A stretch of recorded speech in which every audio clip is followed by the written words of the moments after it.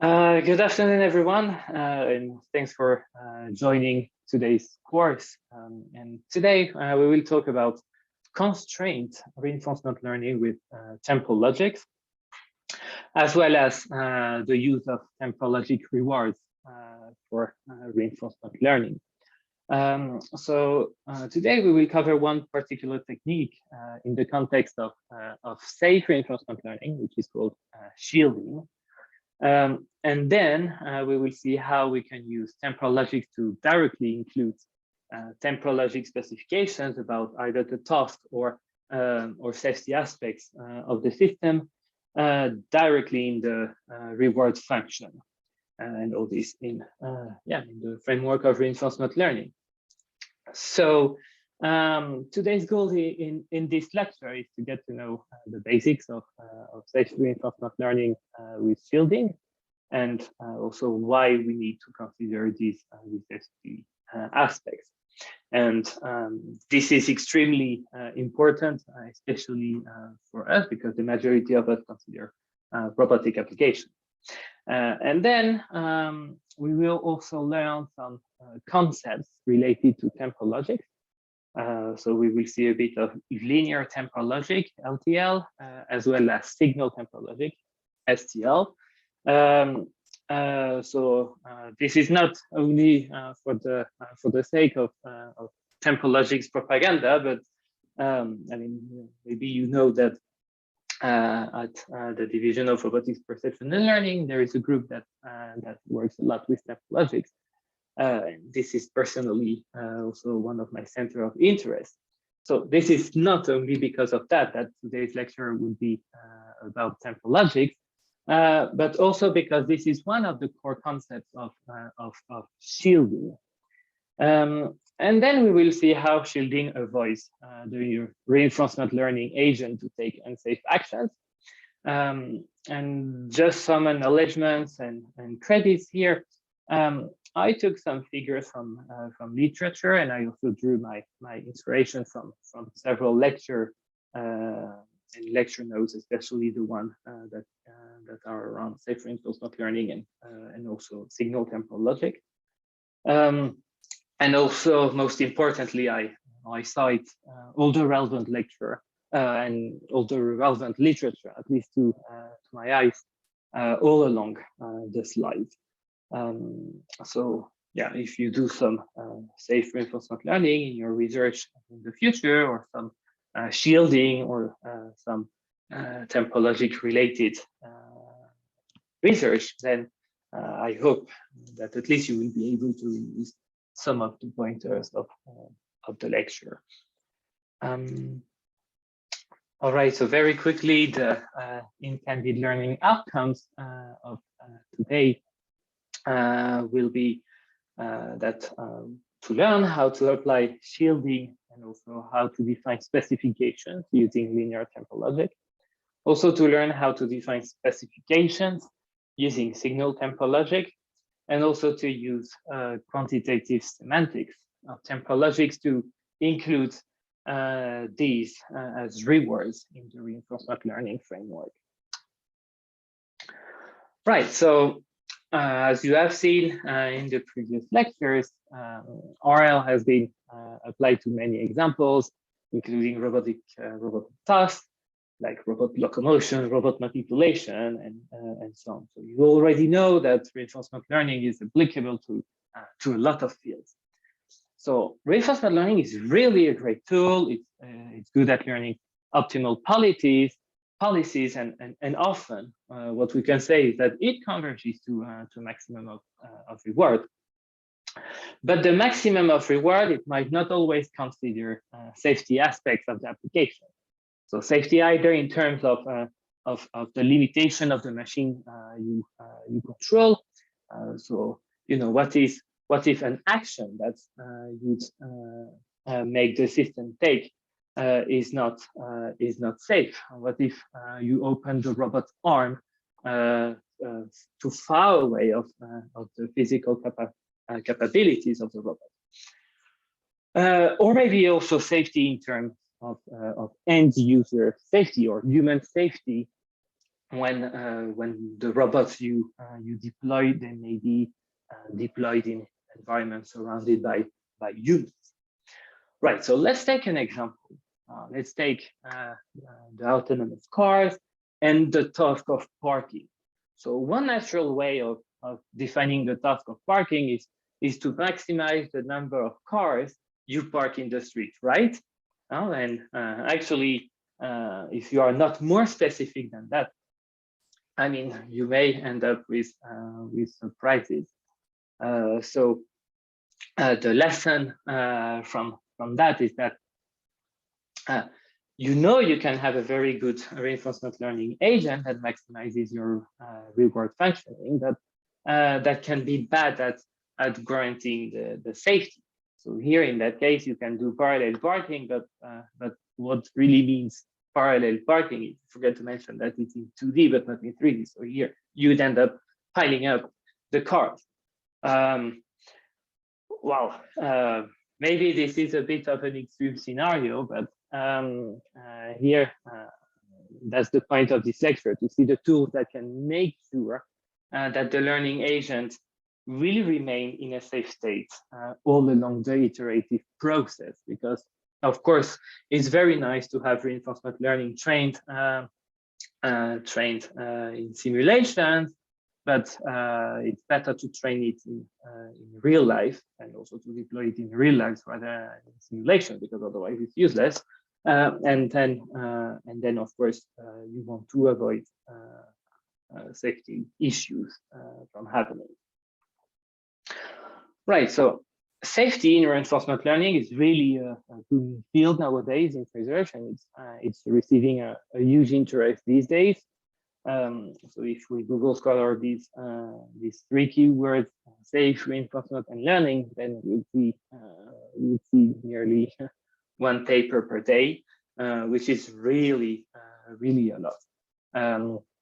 As you may probably know, Chris, Ang, and I, last year we organized a workshop, the RL Confirm workshop. I think I have placed the link a bit later in the slides. That was focusing on these aspects. For instance, the IROS conference last year was at least containing 100 papers around reinforcement learning. Not all about safety, but a decent amount. So then for that reason, here I just put a disclaimer that we do not cover the whole literature about reinforcement learning, about safe reinforcement learning, and about reinforcement learning with temporal logic constraints, which is the topic for today. But we just do a selection of the literature that matches our research. Because, as you know, safe reinforcement learning and reinforcement learning in general is not only used in robotics, but also in the study of financial risk and many other applications. All right, so, but first of all, I will just mention 1 survey paper, which is quite old, that is about safe reinforcement learning. It's dated 2015.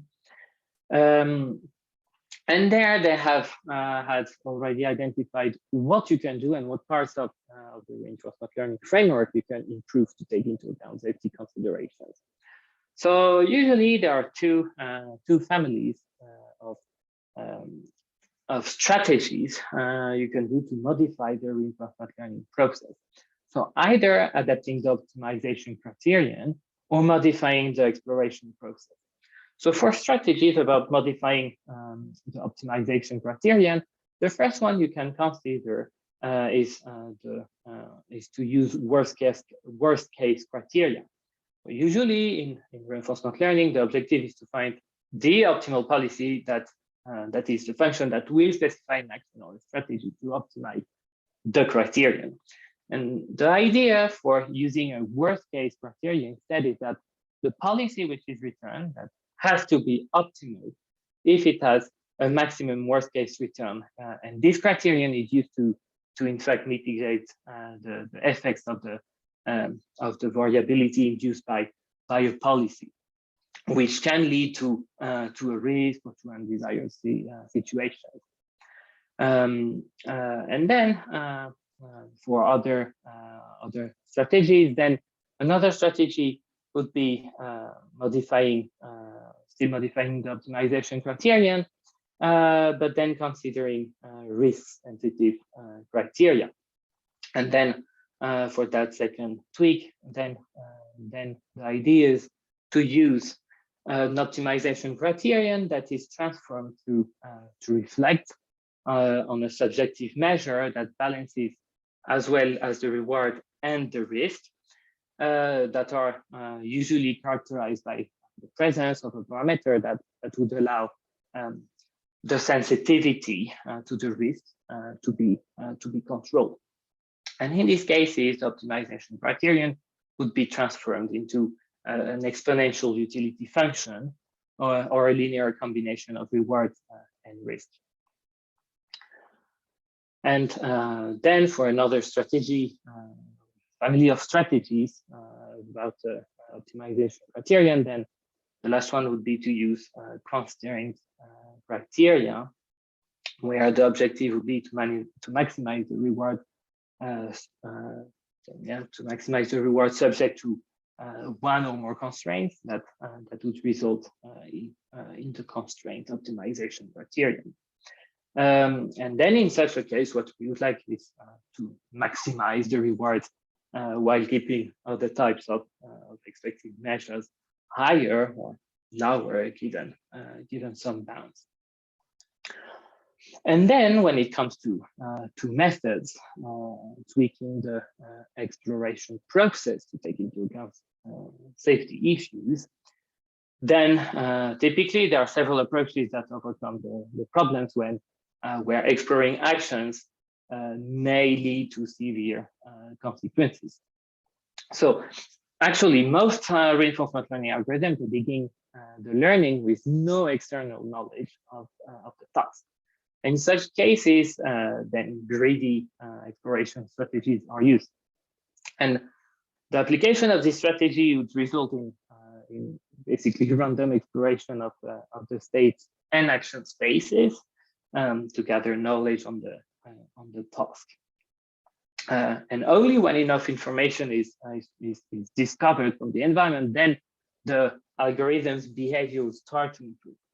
So, well, actually, this kind of randomized exploration strategy, it wastes a significant amount of time to explore irrelevant regions of the state and action spaces, or they may just lead the agent to undesirable states, which may result in the damage or the injury of the learning agent.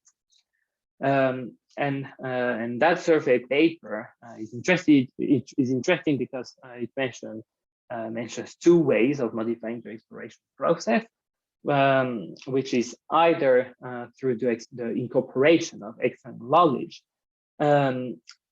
or through the use of risk-directed exploration. So these are the families of including safety aspects in the reinforcement learning process.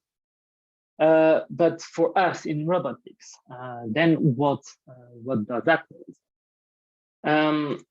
So generally, what we want to achieve in our cases is to learn control parameters that will make sure that the policy you will learn at the end of the day will always satisfy a safety specification. So you know a specification that stands for safety, and the formalism we use to depict the safety specification can be temporal logics. And then what you want to make sure is that your agent will always remain safe and satisfy the safety specification all along the process and also execution phases. All right, so in this lecture, I will focus first on shielding, which is one of the methods for safe reinforcement learning. It's a method that restricts the exploration process to make sure the learning agent always remains in a safe state according to the safety specification that is expressed in linear temporal logic. And next, we will cover another method, which is of modifying the optimization criterion by including temporal logic rewards, or in other words, rewards that are derived from the temporal logic safety specification of the system. Yeah, let's start with shielding, and first of all, I will give a brief introduction of linear temporal logic. So linear temporal logic is a temporal logic which means that it contains logic operators that you are familiar with, the conjunction, the negation, the disjunction. And it also enables you to specify patterns that timed behaviors of systems may or may not satisfy. So actually, LTL considers sequences of states or observations of your system. And the LTL formula you define will be evaluated over that sequences of states. And it will either violate or satisfy the specification. So LTL is based on temporal operators. There are 4 common temporal operators that are the next operator, the always or globally operator, the until operator, and also the finally or eventually operator. And I will cover the semantics of these operators in the next slide. So first of all, LTL is defined over atoms that are represented by symbols, that stand for atomic predicates. And these atoms represent in which different states you can be at any observation in your sequence. So at each step of the sequence, you can define a truth value of the specification, which is here, and we say that the sequence satisfies a given specification if the truth value of the specification is true. So we say that a sequence or a word satisfies the LTL formula. So this is the satisfy symbol. So here, for instance, I have the sequence here, and the truth value of A is 1 if I observe A at a given time of the sequence, or false if I do not observe A. And similarly for the truth value of observing a B. If I observe a B, then it holds, or otherwise it's violated. So far, nothing is that surprising. So now a couple of words about the syntax of LTL. So a specification could be one of the atomic propositions of the sequence. It can be also the conjunction of 2 LTL specifications. It can be the negation of an LTL specification, and it can also be an LTL specification surrounded by the next operator. And it can also be a specification until another specification. So about the semantics, I previously talked about the always and the eventually operators that are derived from the until operator. So these are the semantics, and basically the semantics are also here, sorry. And basically the conjunction of two LTL specifications is true whether or when basically both of the specifications hold. And basically it's extremely interesting because it can well, temporal logic and LTL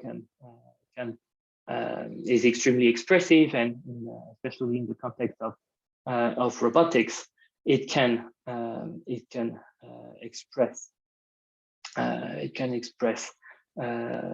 logical patterns. So for instance, reachability patterns eventually reach a state. So eventually a specification should hold in the future of my sequence. Also, similarly, we can also define safety patterns that are always not a specification. So always not pi would mean that the pi atom should never happen in all the sequence of observations. Then some surveillance patterns that always eventually pi, that an atom, that the specification should always eventually happen, so should always repeatedly appear in the whole sequence. And then also some sequencing such that for instance, that one, pi1 until pi2 until pi3, which means that pi1 has to hold until pi2 will hold, and then pi2 will have to hold until pi3 in turn will hold. And this also supports implications. So with implications, we have FPL, which is expressive enough. And this is pretty much about it with FPL semantics. So then let's see an example about the temporal operators that are evaluated at each step with regards to the future of the sequences. So for instance, let's take that one, which is globally A or always A, is true when is always, has to hold if you always see an A. So basically here, what is very interesting is that here, as you see a B, then always A do not hold until you see an A. And here, if you do not see the rest of the sequence, then here it will be likely to hold, because from here until the rest of the observation, then you observe an A. So always A is likely to be satisfied. And then next, B means that at any moment, the next state will be B. So here, if I look at the future of the sequence for the next state, then I observe an A. So here at time 0, the next B doesn't hold because the next is not a B, but an A. And so on until I arrive here at time 3, where the next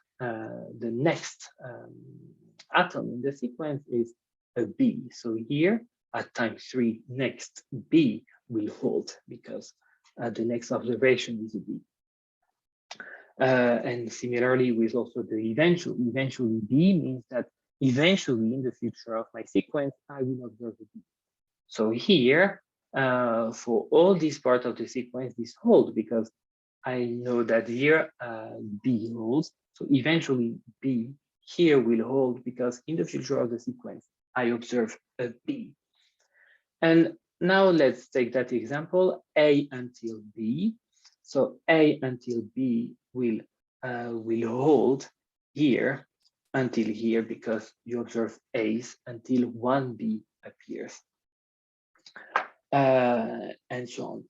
All right, so here, just to make sure this is clear, here we will do a little exercise, and to do that, I will create breakout rooms. So maybe do not follow strictly all these instructions, but basically what I will ask you is in breakout rooms to write two LTL properties of a traffic light. So the first property is that red and green are never on simultaneously, and that whenever there is red, it will stay red until there is yellow, and then it will stay yellow until there is green. Right.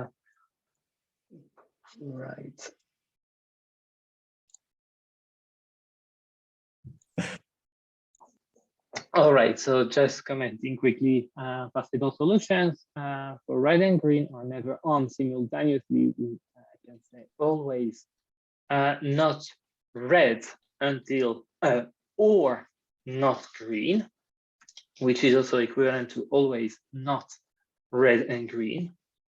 And for the second specification, whenever there is red, it will stay red until there is yellow, and then it will stay yellow until there is green. One possible option is to say red until yellow implies yellow until green. So that was it for the visual LTL exercise. Question. Yes. How do you use implies? Because you use implies. Is my question clear? Where do you use implies symbol? Because you use implies over here. Why imply? So I mean, first of all, you can use imply in LTL. That's absolutely fine, and actually specification 1 implies specification 2 is equivalent to not specification 1 or specification 2. So these are the basic De Morgan's rules. And why here?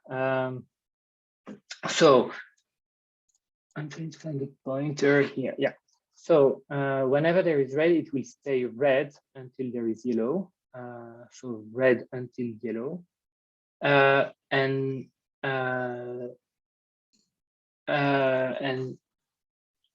then it will stay yellow until there is a green. So this is for the then here. So you have this. No, then you will have that.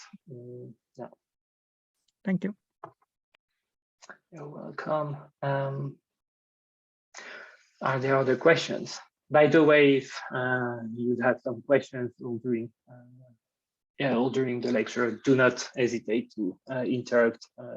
I'm not that good at reading the chat on the fly, so you can just speak out during the course. All right.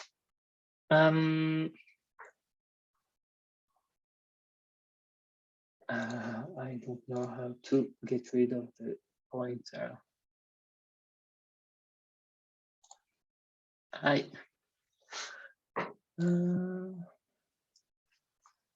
Right. Good. Okay, so just for some advertisement, but I think that this one is really good to skip. All about Temporal and so on. So Temporal is a research community by itself, and also related topics such as model checking, which is monitoring that the traces generated by the system will always satisfy a given specification, and also basically, it consists of proving that all executions of a system will satisfy a property, a specification. And statistical model checking is also a research topic by itself. It's doing statistics on the satisfaction of the sequences for different traces. So you may have heard of, and yeah, if you want to know more, just reach out. All right, but now let's get back to what we wanted to listen to today, which is about shielding in reinforcement learning. So now let's start. So the shielded approach actually introduces what is called a shield in the traditional reinforcement learning setting. So the shield is an entity that is computed upfront from the safety part of the given system, given an LTL specification, and also given an abstraction of the agent's environment dynamics. So it ensures two things. It ensures safety first, and also minimum interference. So minimum interference means that the shield will restrict the agent as little as possible and will forbid actions only if they could endanger the safe system behavior. So the loop between the learning agent and its environment can be modified in actually two alternative ways, depending on where we place that shield. So in the first one, that's the picture on the left, we call it preemptive shielding. The shield is implemented before the learning agent makes a decision or chooses an action, and it will act each time the learning agent has to make a decision by providing the learning agent a list of safe actions.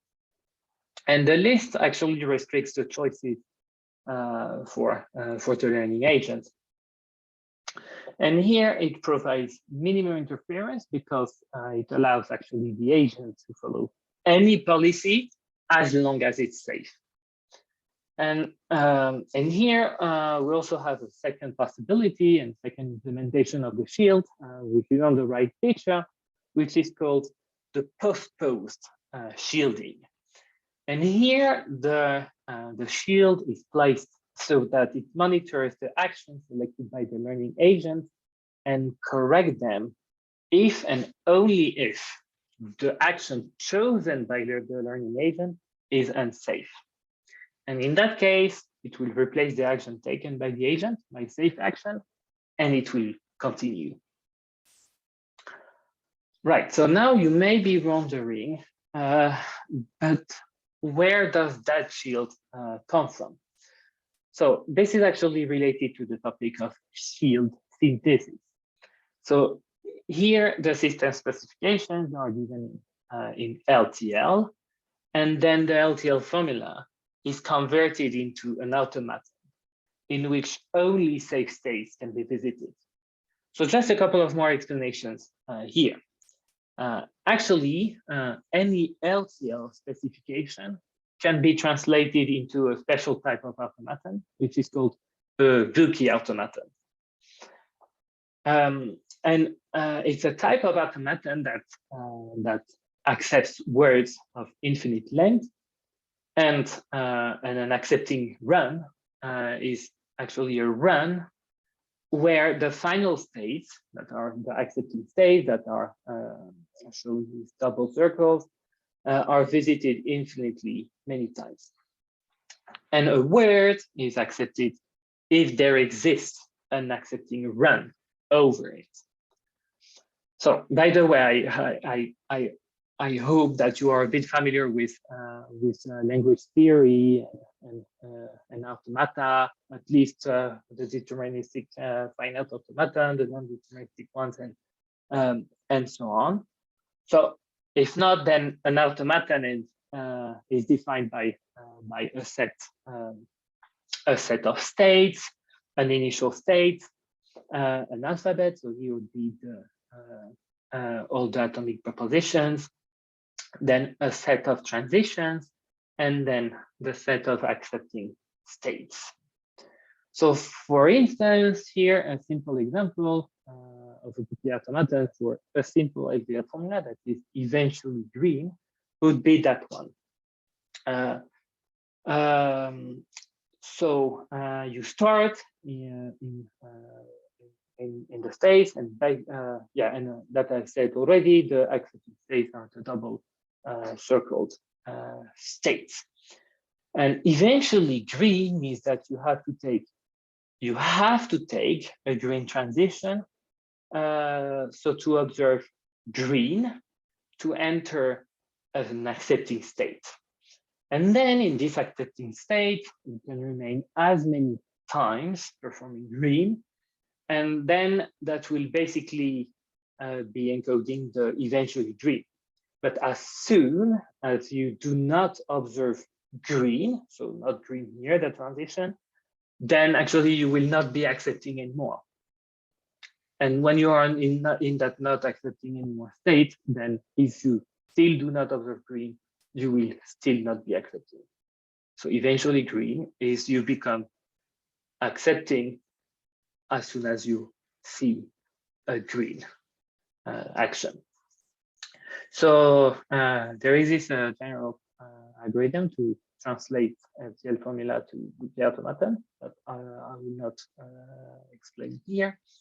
But again, reach out if you want to know more. Okay, so then we have that safety specification translated into an automaton.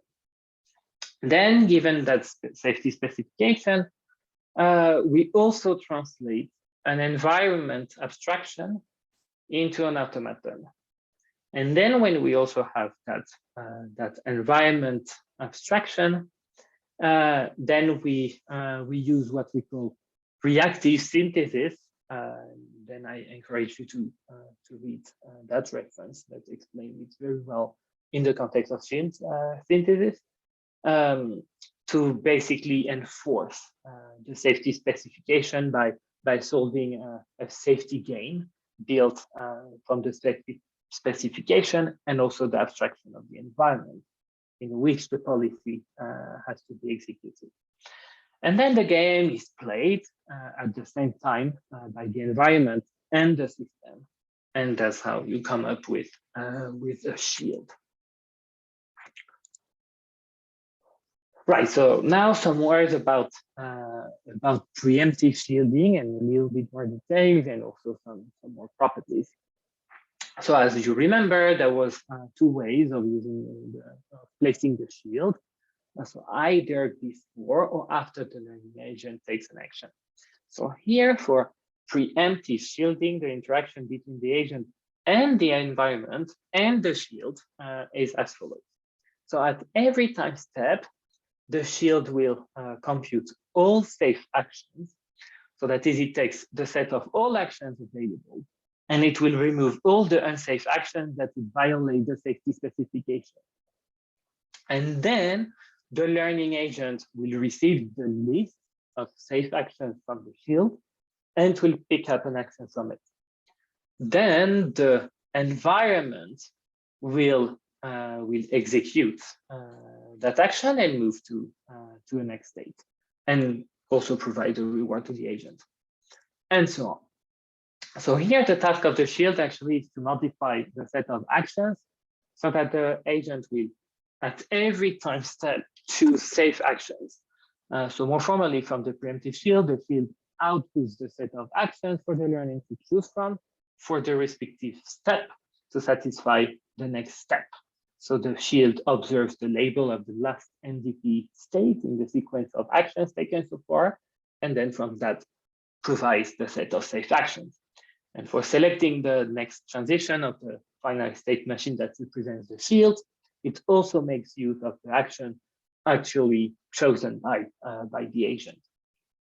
So from the from the more technical perspective, the preemptive shielding approach can also be seen as actually transforming the original MDP into a new MDP, M prime, with the unsafe actions at each state that are removed, and where the set of states is the product of the original MDP and state space of the shield. And then for each of these states, we create a new subset of available actions by applying the shield to the set of all the actions.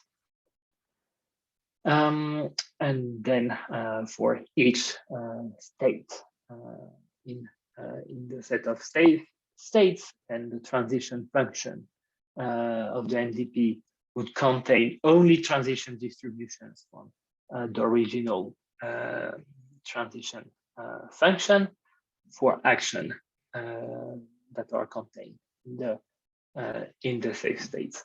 Yeah, Matti. Yeah, I have one question regarding this. So does this mean that our reinforcement learning problem is always expressed as an MDP when we want to use shielding? So Yes. does that also mean that we need to know the transition model of our system? Yes, that you have a transition model. So of course it changes over time and so on, but that you have to have an underlying MDP.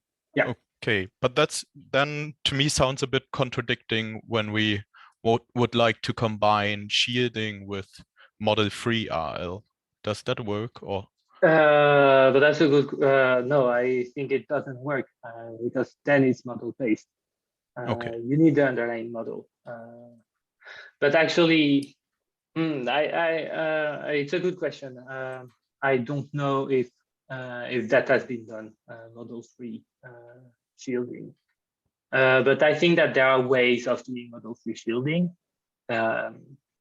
and of catching what you think are unsafe actions.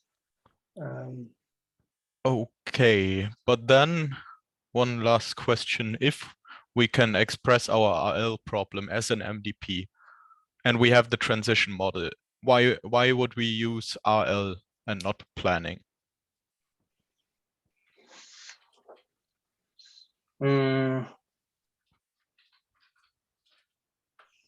That's a good question. I mean, why would you do RL at all? Yeah, I mean, I would use model-free RL if I don't know the transition model or if I cannot formulate my problem as an MDP. But if I can formulate it as an MDP, or yeah, I know that the transition model, then I would always pick planning over reinforcement learning. But just because you can formulate the problem as an MDP doesn't automatically mean that you know the model. It just means that you have an MDP there. But so here, perhaps the shielding is formulated such that I know specific state action pairs that are volatile and that I need to avoid, but I don't know the rest of the transitions. But here the assumption is that we know the transition model, right? For shielding? It's not necessary. You only require a shield, which means that specific state action pairs are removed. And it looks to me that this is a way to inject knowledge from a teacher.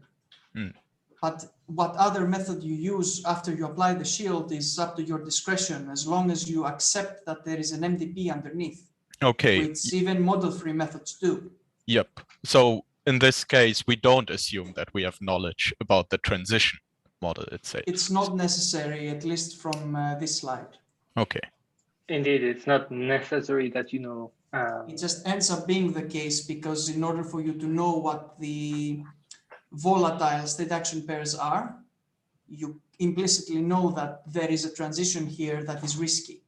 So you have some information that there is a positive probability of moving to a bad place, but it's different from knowing it exactly.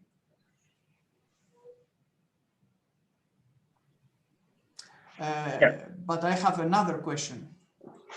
when we do this shielding and we formulate this new MDP, it looks to me that we do not necessarily preserve the properties of the original MDP. Ergodicity, for example, we can lose that if we do shielding. So which one again? Sorry. Ergodicity. If your MDP is ergodic and your method requires this ergodicity, and you apply this shielding method, you need a guarantee that you preserve that property, for example, or connectivity. You might end up that you lose connectivity in your MDP. And then you can get trapped into some kind of suboptimal state action space, region of your state action space. So what I'm asking here is, has this been looked at? Like, what are the typical assumptions or guarantees or investigations that have been done with shielding to preserve those properties? So I am aware of one work that was one extension of this paper I cite, which was probabilistic shielding. That was coming up with then probabilistic warranties on the safety aspect, which I think is related to what you're asking. And then I think that this would answer your question. Anyway, I have the reference of the probabilistic shielding as well in the slides. So okay, that's nice. in a couple of slides. Yeah. But would you say that it's an interesting question to ask, or do most people who work with shielding just make blanket assumptions that the properties are preserved and move on to other questions? So I think that they make these assumptions, but I am not sure of that. It's a good question actually, okay. But for sure they work under certain assumptions, and then the actual research is about releasing some assumptions, or then considering slightly different preconditions and so on. So sure, but I am not sure of an answer to your question. Yeah, that's okay. No, but thank you. Are there other questions? Right. Okay. And then, so then what we just saw is the preemptive shielding, and now let's see what happens if the shield is placed after the agent takes an action, which is called the post-post shielding. So here the shield will in fact monitor the actions taken by the agent, and it will substitute the selected actions with safe actions whenever this is necessary, and this to prevent the violation of the safety specification.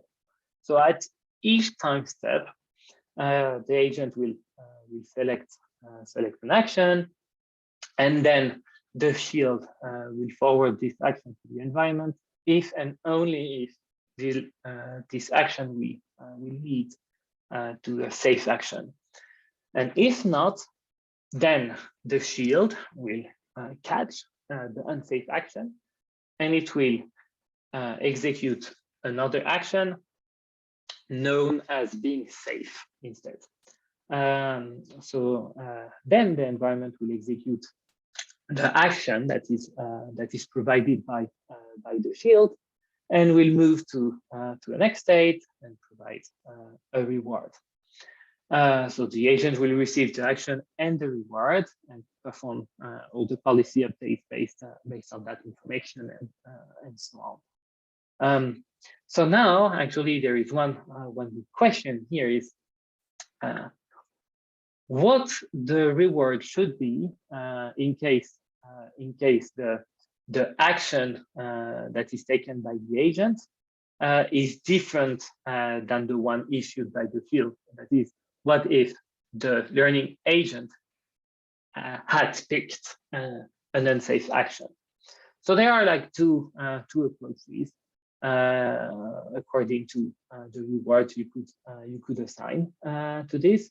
Would be to say that to the unsafe action you assign a punishment, and then so a punishment, a negative reward, and then what you hope is that unsafe actions would not be part of the final policy because it has received a punishment, but you have no guarantee actually on that. And also, if you provide this kind of punishment, then the shield will have to remain active even after the learning phase, also at execution phase, to keep on catching unsafe actions. And then another approach for the reward would be to assign the reward related to the unsafe action. But then picking up unsafe actions will likely be part of the optimal policy of the agent, because then an unsafe action will be mapped to a safe one, and well, this doesn't pose a problem, well, as long as still you have the shield both at learning and also execution phases. So one big advantage, though, of the post-post shielding is that it works pretty well, and it also works on already execution phases that follows a fixed policy already. So in every step, the learning algorithm only sees the state of the MDP, but without the state of the shield. And then the shield will correct the learner's action only when it's necessary. So the shield here only acts when there is a risk, and it's very interesting because for the learning agent there is not that much to do actually. It doesn't even know that it is shielded. Right. So now a couple of things I didn't mention about shielding is that still considering shielding and also decision making in MDPs is also probabilistic shielding.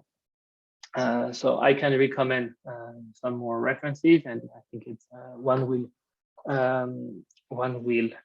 answer a question that was happening before.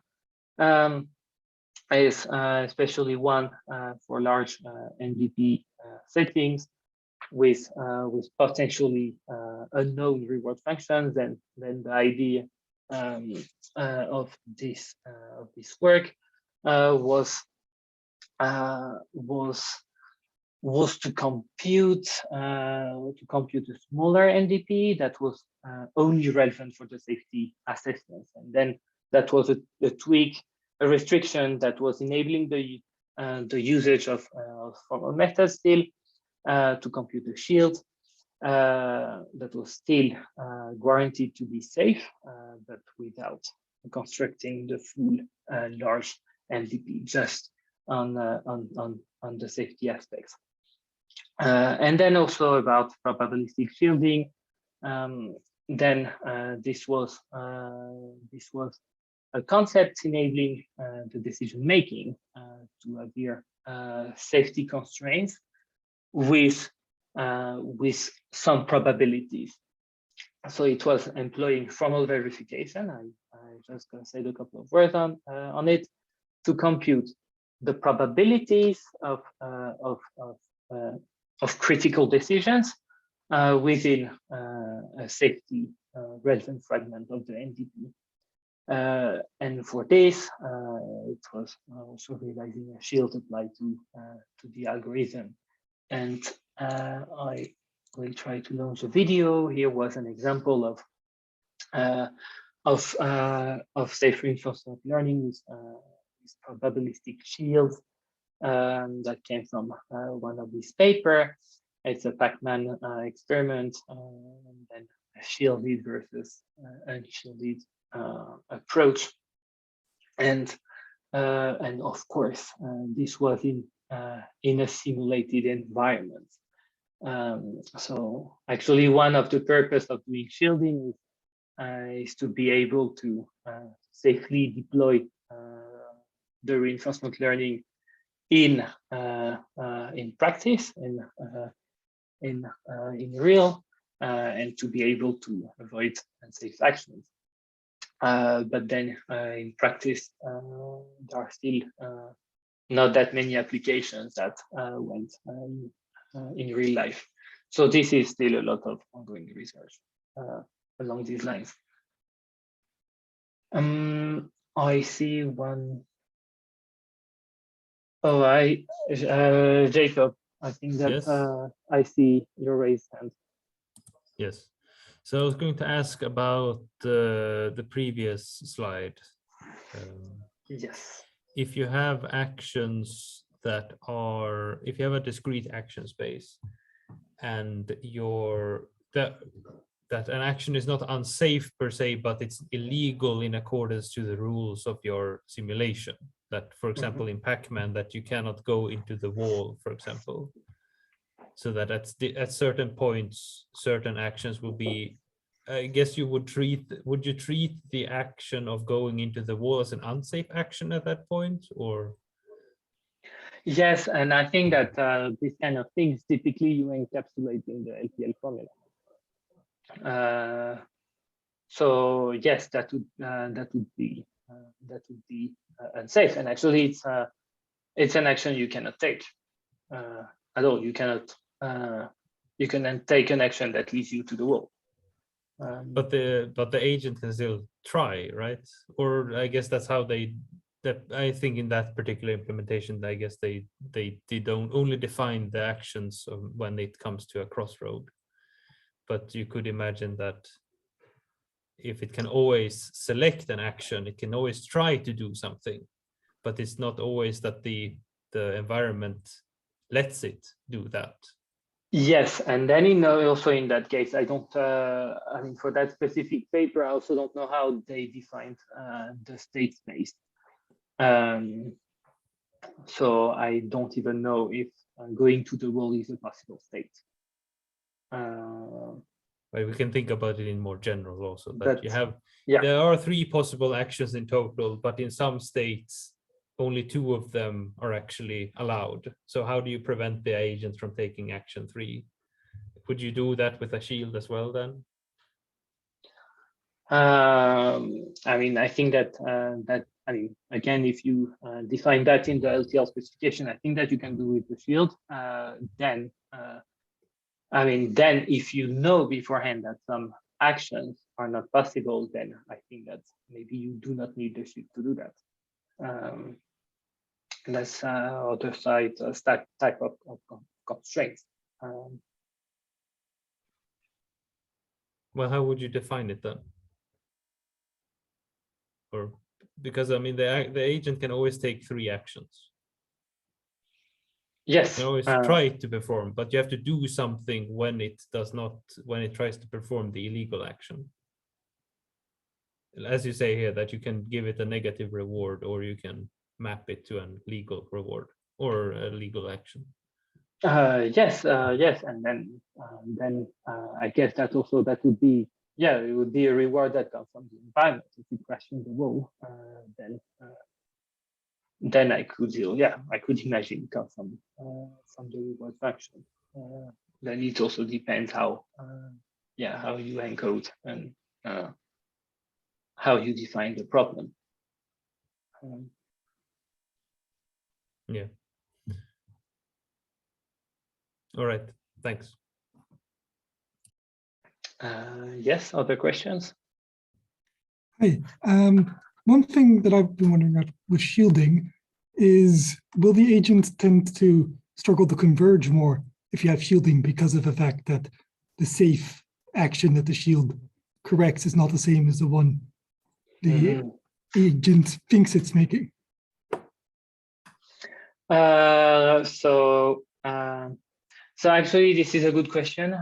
Here, I don't know what to answer. So basically, the question is whether you converge faster or not. I think that, I mean, I've seen that in experiments that they studied how it converges. I assume that yes. Then I would need to check these references. But yeah. All right, I'll go look for some references. Thank you.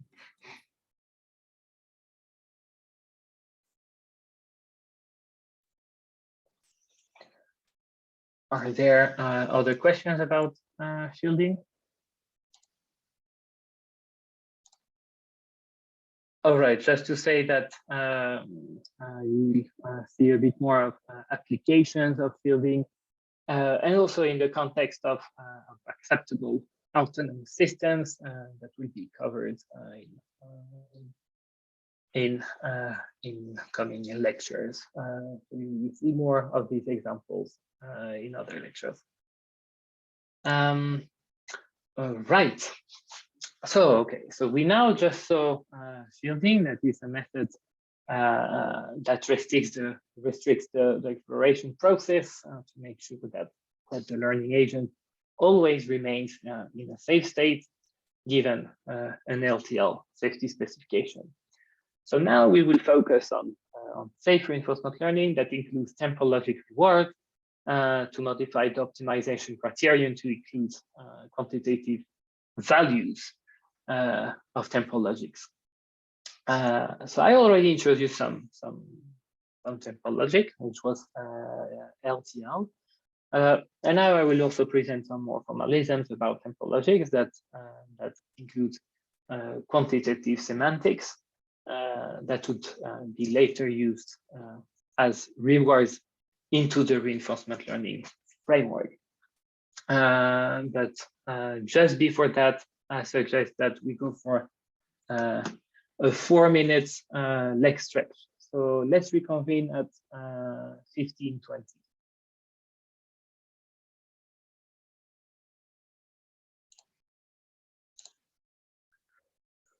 All right, so reinforcement learning with temporal logic rewards. So as you have seen a bit earlier, LTL only comes up with qualitative semantics. So this means that the formula is either true or false, depending on the sequence of states that you observe.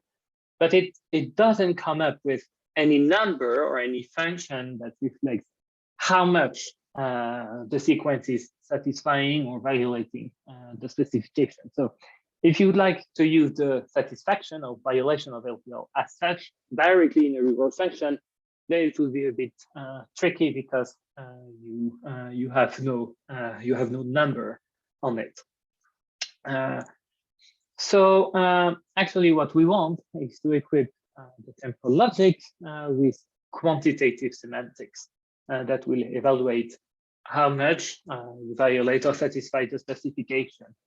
So there exist several formalisms. There is TLTL, which stands for truncated linear temporal logic, and also signal temporal logic. And then the world of temporal logics is also such a jungle. I mean, you may find in literature metric interval temporal logic, and so on. So there are a lot of different temporal logic formalisms, but today I will focus on STL essentially. I also just mentioned that one, TLTL, which basically, I mean, it's also because I'm showing an example later based on TLTL, and it basically considers predicates of that form, predicates that are of the form of of a function, taking the state about and comparing it to a value, and this function would render a natural number, and from that real number we can calculate quantitative semantics. And about signal temporal logic, we also can calculate quantitative semantics. So STL is really an interesting one because it considers atomic predicates of that form. So that means that the predicates are a function of the observation at time t. And the observation can also be multi-dimensional. Here could be the observation at time t for dimension 1 until dimension n. So and also, yeah, what I can say is that also the observation for any other dimension is a real number. So we are not in the Boolean world anymore of LTL. That was also discrete time and discrete space, because you have a discrete observation. But here we switch to continuous state space and also continuous time, because the temporal operators are equipped with time intervals that define on which interval of time the temporal operators for a given specification have to hold.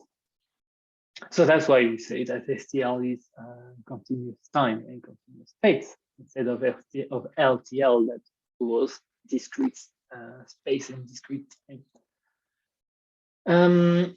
So STL actually extends LTL with continuous time intervals, as I said, and it enables to reason about real-time properties at the interface between components of a system that can exhibit both dynamic and discrete dynamics.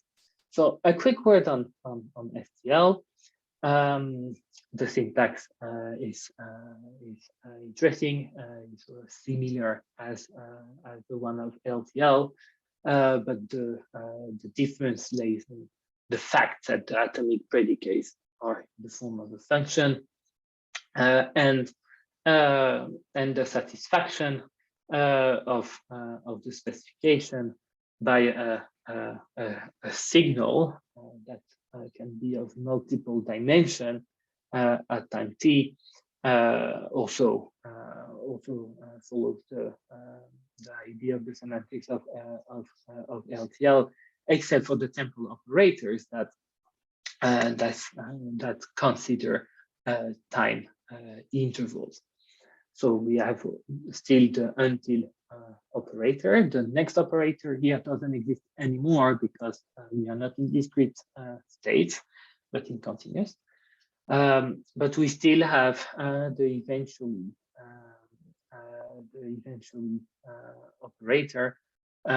Sorry, here is not eventually until AB, is eventually phi is true until phi.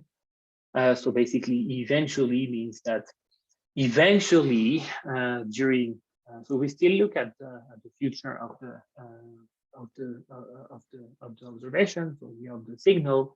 So eventually phi between the time interval AB means that eventually during that interval of time in the future, phi will hold.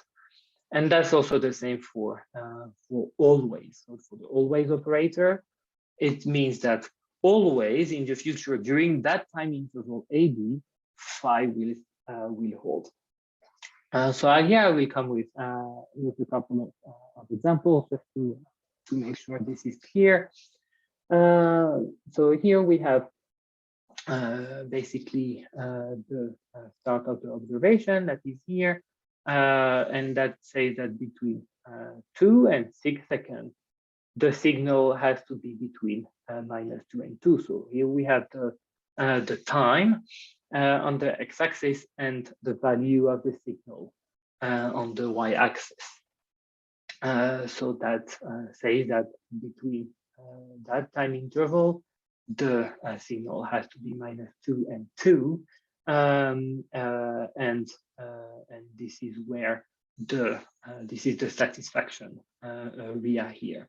So for instance, if your signal, so let's see that peak here, if the signal would have been above the satisfaction area here that is in green, then the signal would have been violating. Here it doesn't.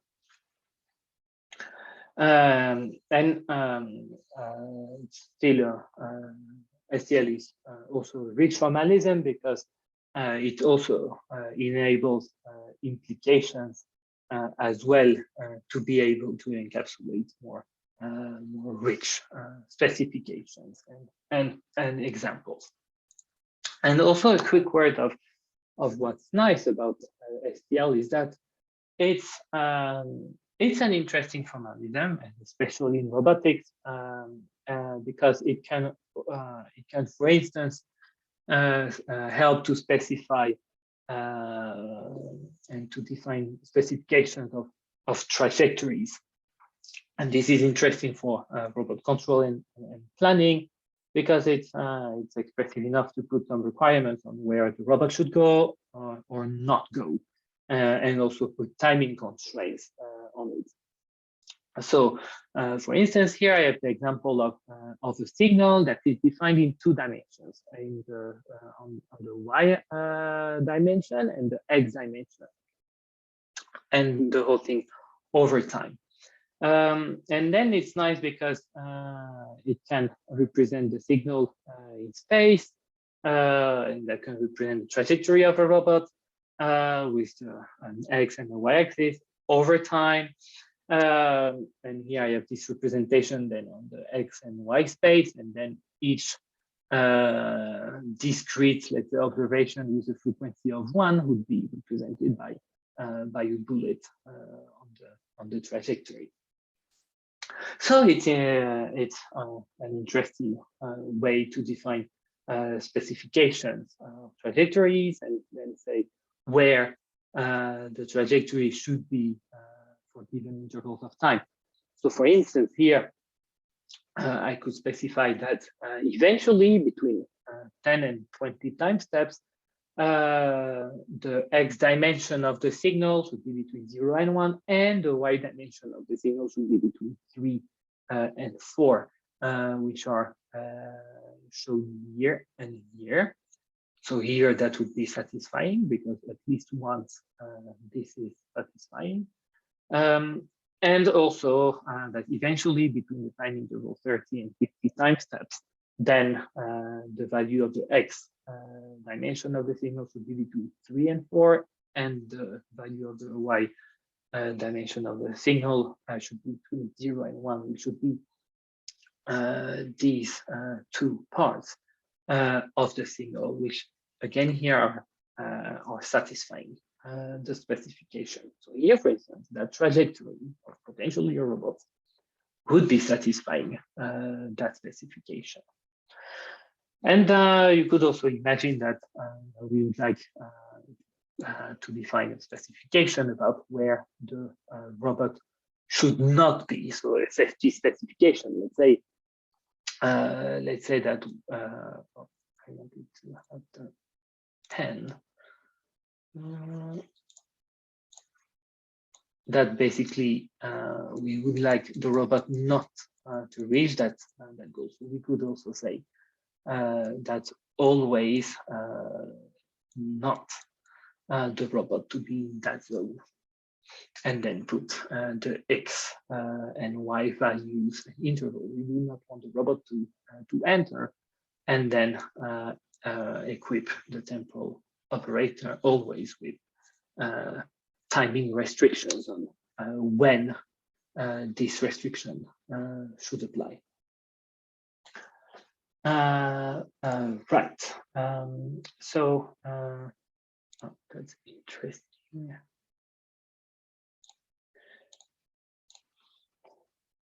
So FTL is based on continuous predicates. So that means that actually we can compute quantitative measures out of a signal and a specification.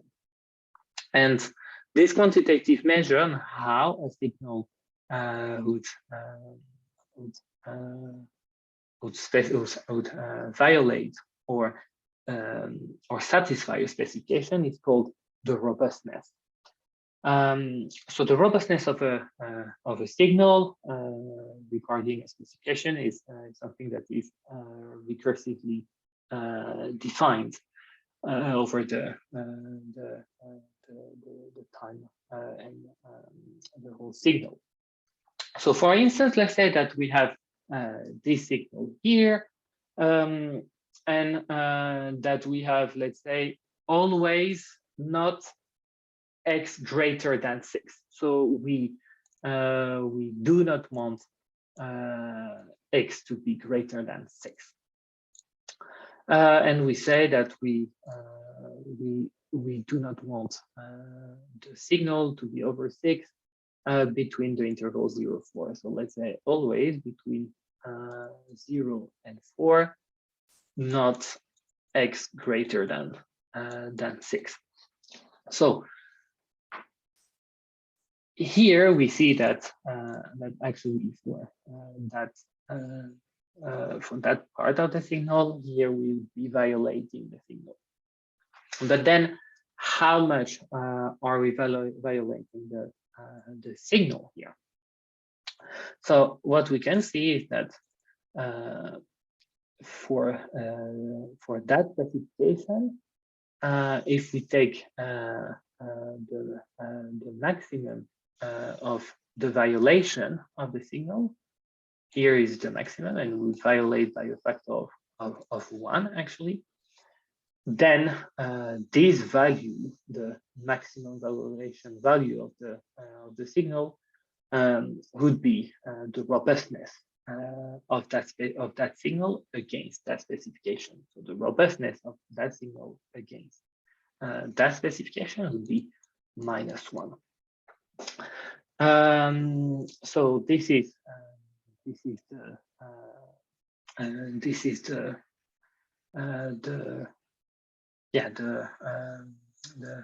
intuition and how we calculate the robustness of a signal against a specification.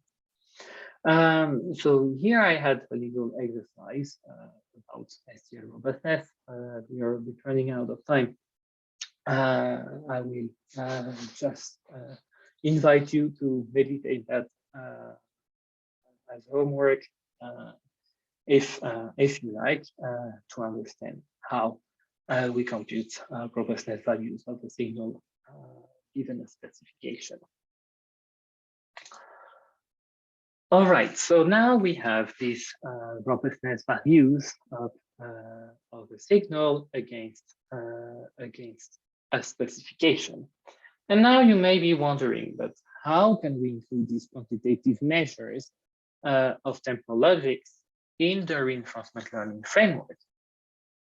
Right, so given an observed signal and a formula, and there is also a research field which is called STL monitoring that aims at precisely at transforming the signal into a quantitative measure, and then given this quantitative method, actually what is very interesting is that we finally have a real number that we could use as reward in the reinforcement learning framework.